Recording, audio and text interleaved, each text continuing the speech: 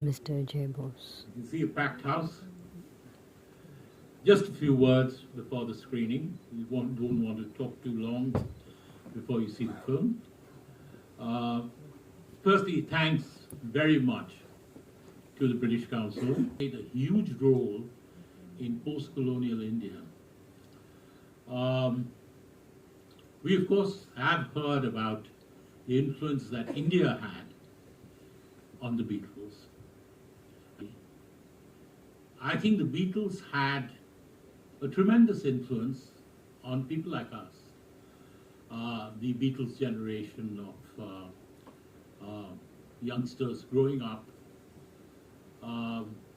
hearing stories about the British Raj and what should be, what was an Englishman, what was the West, and between the ruler and the ruled. And the British and the Beatles really changed that perception. I think it was beyond music. I think what the Beatles represented, and to some extent what the entire decade of the 60s, which was an amazing, amazing decade, which shifted entirely the cultural norms and cultural paradigm, really. So the Beatles really led that.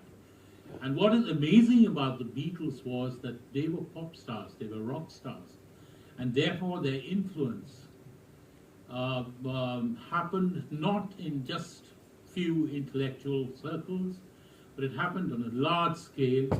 They were responsible for making that small trickle of hippies who were coming to India into this flood of young people coming here. And it changed, you looked at the hippie, you looked at the Beatles, and they were so totally different from memories of the Raj, of what the British were. And I think it led to a bond which remains today. And I think this people-to-people contact was amazing. This, of course, the film deals with all that. And I think that a mistake we make is that we emphasize only the Indian influence on the Beatles' music. And it is true that Indian music did open up certain doors for the Beatles in musical terms. But if you notice, there are not that many Beatles songs which are really Indian in content. And George himself gave up playing the sitar because he realized he had, despite having a teacher like Ravi Shankar, he didn't really, have the time really to learn the sitar properly. But I think what it did really, and to some extent, having coincided with them experimenting with hallucinatory drugs, is really opened up their minds. And at a time when the Beatles wanted to reinvent themselves, and that's the amazing thing about the Beatles, because the Beatles already were hugely successful. And despite all that money and fame, being the world's most popular pop star, despite having those screaming teenage fans, they were not satisfied, and they wanted to be something else. And I think that is really unique about the Beatles, that they evolved. They constantly wanted to be different. George had his philosophical questions. John had his demons inside, which made him restless all the time.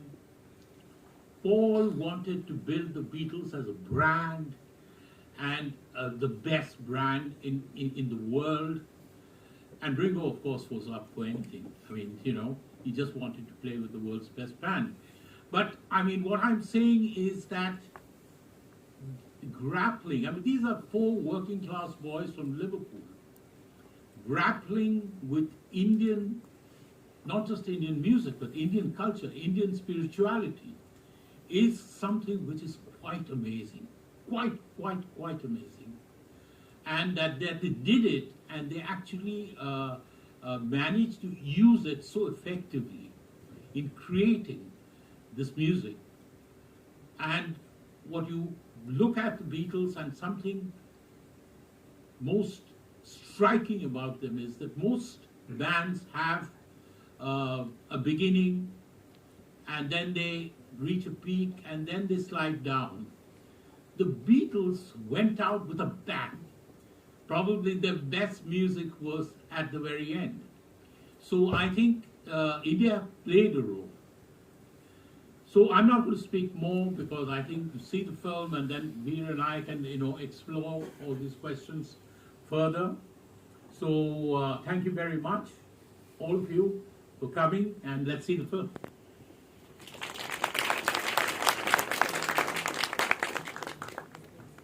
The film.